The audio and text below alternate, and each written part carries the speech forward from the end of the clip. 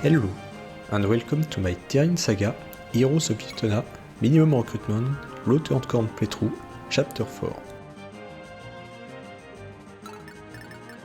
The goal of this chapter is to seize the castle, which Renan can reach on turn 11, with a few extra tiles to spare if needed. I automatically got a new character at the start of the chapter, Martel. She is one of the only two flyers I will have for most of the game, the other one being Sasha once promoted.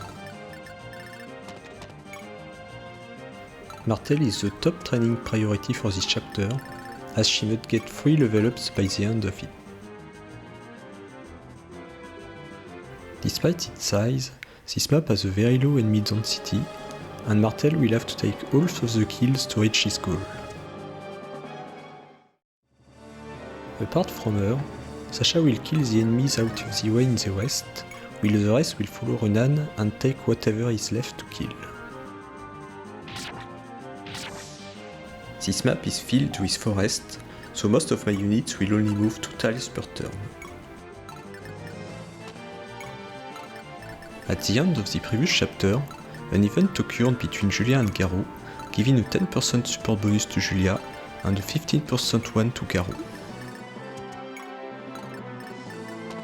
This big bonus will be the main selling point of Garou, and he will spend most of his time near Julia to grant her this bonus.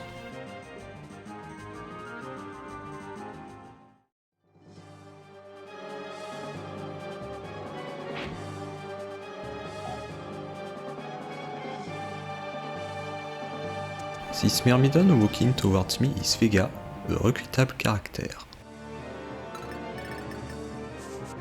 He has a tunnel vision AI, and he will only walk towards Julia, which will trigger an event between them, resulting in his recruitment. It's unfortunate that I will not have him in my army, as he is superior to Julia in almost every possible way, and he even has a good personal weapon. This weapon, the Shram, halves the damage he receives, and makes him surprisingly tanky.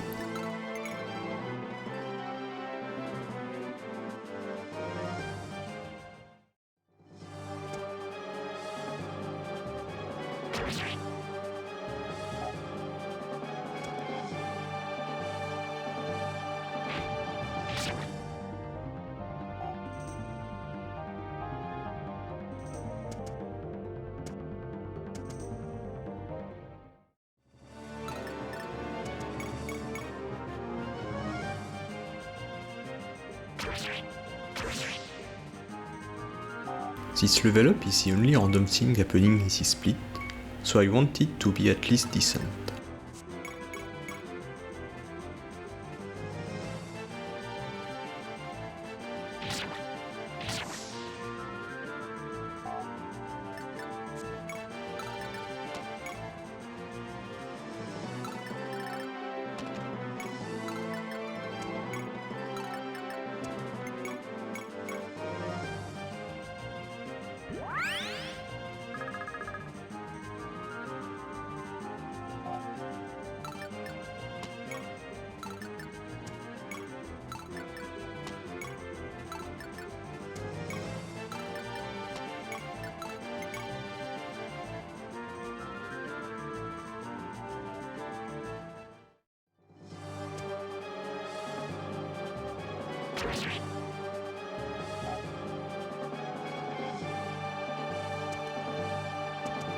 In this house, Raquel can be recruited by Sasha, but she isn't mandatory, so instead she's just killed by a random bandit.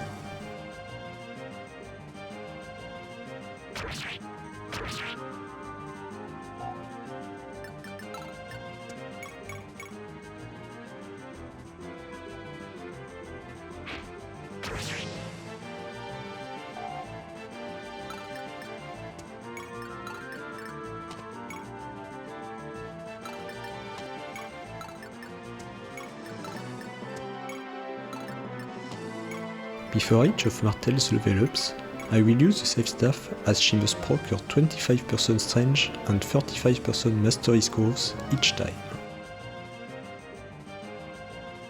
Why I could have just go for the strange procs and give her the master potion from chapter 1 for a mastery stat, I believe I will need it for another purpose later on, so I didn't use it.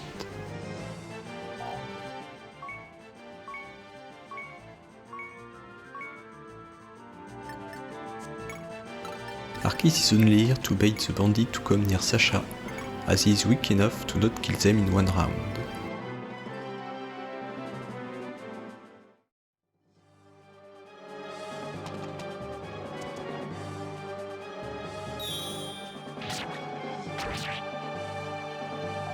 On turn 5, the two boss guarding the castle start to move. They are named Roger and Mel and have 15% support bonus between each other. However, they have major flaw in this chapter. Roger will never attack any female units, while Mel will never engage at all if Roger is still alive.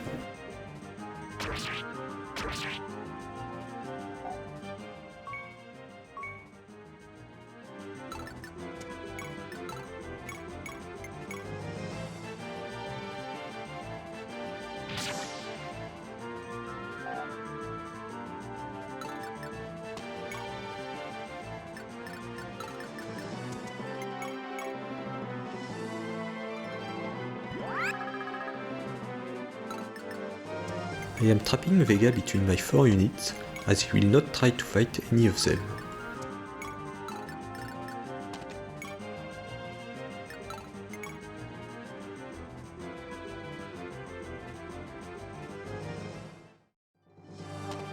Raffine's position is forcing Roger and Mel to move in the forest.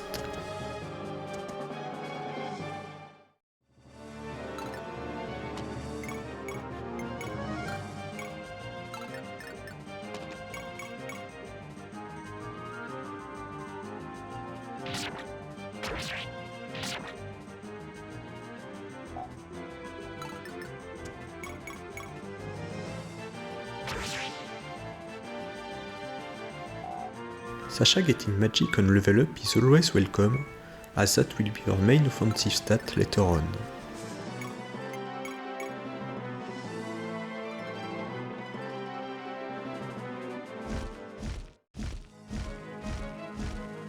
The most annoying part about this chapter is that Roger, Mel and Vega are treated as bosses, and every time I will fight them, I will have something like 10 seconds of extra battle animations.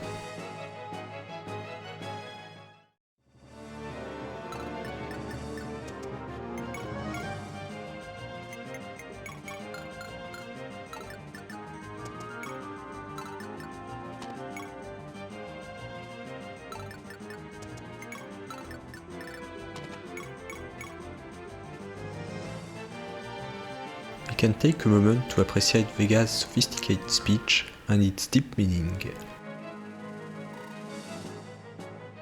With his Shram, I have no way to reliably kill him without using the save staff, and nobody can safely fight him from one range, so I will just get some experience points from 2 range with javelins.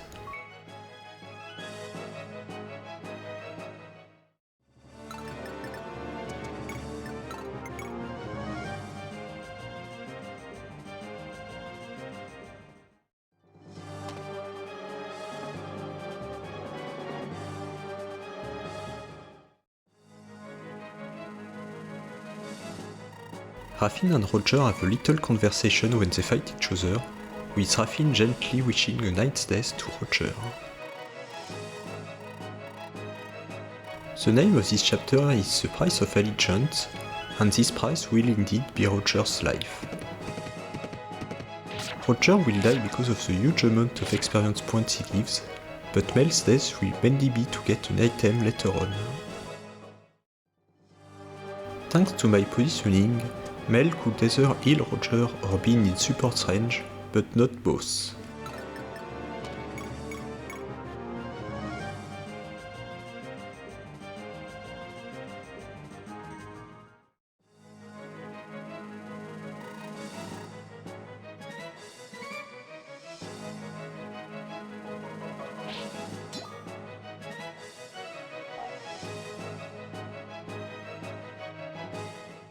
The remainder of this chapter will basically be fighting these three guys.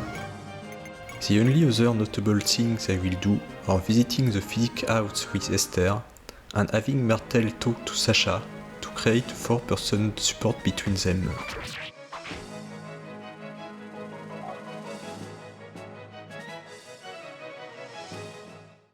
That's all I have to say about chapter 4, completed in 11 turns. Thank you for watching and see you next time.